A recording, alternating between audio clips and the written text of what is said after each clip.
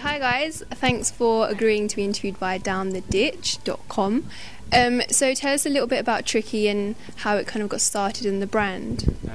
Okay, well, I started Trikki myself about 2 years ago, and it's something I've always wanted to do since I was literally 12 years old. And we were about to launch, and Nikki was sort of looking for a job. We went through various options, sort of like the 6th or 7th option down was, oh, well, you know, why don't you join Ricky on Trikki? I was like, no way, guys, I'm not doing that. And yet here I am. So no, it worked out really well. So Nikki, Ricky, and then Trikki. Yeah. A lot of rhyming. How did that come about? The name actually doesn't have anything to do with me. Sort of Nikki. Yeah, it doesn't have anything to do with Nikki, really. Basically, the name comes about because I used to be called Trikki Ricky at school, just because, I think because of sports and basketball skills, and I used to pickpocket people a little bit. And give their stuff back. I'd give them their stuff back. But also because brand-wise, I wanted to create something that was anything but normal. The autumn-winter collection is quite edgy and quite cool, and it's very Shoreditch. Yeah. So do you think, is there any kind of influence, like a Shoreditch influence going on there? Definitely. I think East London is pretty much the hub for new design in London, and even though I'm from North London, I get inspired a lot by East London style and sort of the new brands and just people you see on the street around here. So much cooler than Edgware.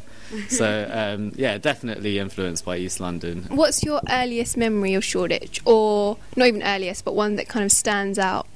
I remember we came with a cousin of ours, or our uncle even is in fashion, and they were sort of always going to sample sales or hearing about sample sales, and they said to us, I think I must have been about 13 or so, and they said, oh, Nikki, we're going to a sample sale, do you want to come? And so it was Ricky, myself, Sonny, who's our cousin, and that was my first experience that I can remember of going to something that wasn't your high street, or that wasn't with my parents in a shopping centre. And that was really cool for me. And I think since that day that you kind of realise that East London is where it's happening. Yeah. You are really well known in Europe, aren't you? Because you've got a stockist in Berlin and Portugal, isn't it? And you manufacture in Portugal, don't you? Italy. Luxembourg and the Isle of Wight now. Yeah. So from last week, yeah.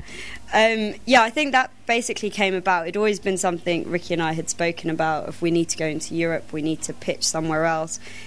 Basically because England was not having us at all. There was nothing concrete. Yeah. And we went to Berlin, and we got our first few stockists there, and after a few more trips, literally knocking on doors, we've got a whole range of stockists out there now. The problem, even there, they're experiencing the same things we're feeling here, where the big brands are coming in and landlords are taking them on and pushing everyone out. So it's quite hard. I think it needs a lot of regulation to actually keep independence alive anywhere in the world. Yeah. So you're talking about social media, and I see you do a lot of video blogging, which I was watching, especially the haircut one. That was quite funny. I mean, that's quite inclusive of your kind of customers, and do you do that to kind of include them, or do you just do that for fun or to build a brand? It's not for fun. I don't like being on camera, really. But to push the brand, it's necessary, and I think people feel so much closer to the brand and they understand it better. So talk to us a little bit about kind of the ethical side of the business. Okay, so in terms of ethical, we're not making clothes out of bamboo, or it's not 100% organic or anything like that. What we do try and do is be socially responsible, and the reason for everything being produced in Portugal is primarily because as easy as it would be to go to India, China, anywhere in the East. And yeah, a lot of people recommend Bangladesh. Yeah, you just don't know who's making your clothes. Hi everyone, Trikki is here in Portugal this week, in Porto. We are looking after the production of our new items coming out soon. When we first go there and Ricky shows them designs, and he kind of says, okay, look, I want something like this, and they pull out, you know, all these samples of you could do this, you could do this, you could do this. And like you said, them knowing the brand, they know what kind of thing we're looking for now. So what kind of other things are you looking to do in the next, say, 5 years? Within the next few years, what we're really aiming to do is push within Europe and the UK, push the number of stockists that we have, get those stockists to be regular customers, and I think that's the real key for us in the next few years. Everyone's playing it very safe in the industry right now, but everyone who has ordered from us has always ordered again and in bigger numbers, so we're on the right track. We just need to keep that sort of steady level of growth, not hype it up too much. We don't want to be kind of flash in the pan, Von Dutch. Thanks for joining us at downtheditch.com, and I hope you've had as much fun as we have. Yeah. So the top I'm wearing is from Banana Republic, and it's got these little gold chains on the top. The jumper is a piece from Trikki's knitwear called Drawn.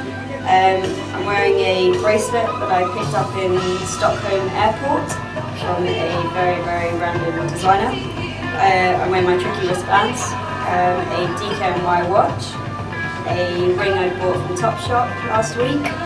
My jeans are from Scotch and Soda, and my socks are from Topshop as well. And I'm wearing white leather shoes from United Nude.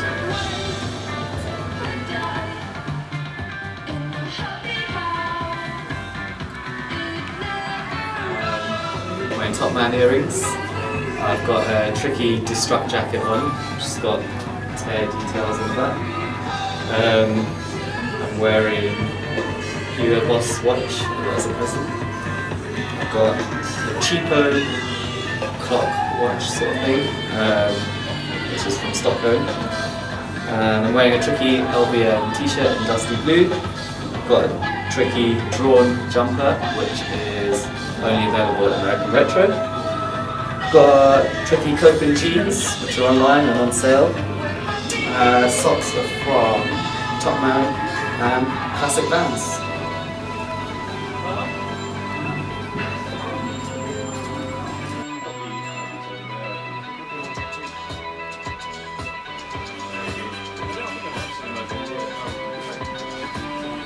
Come on.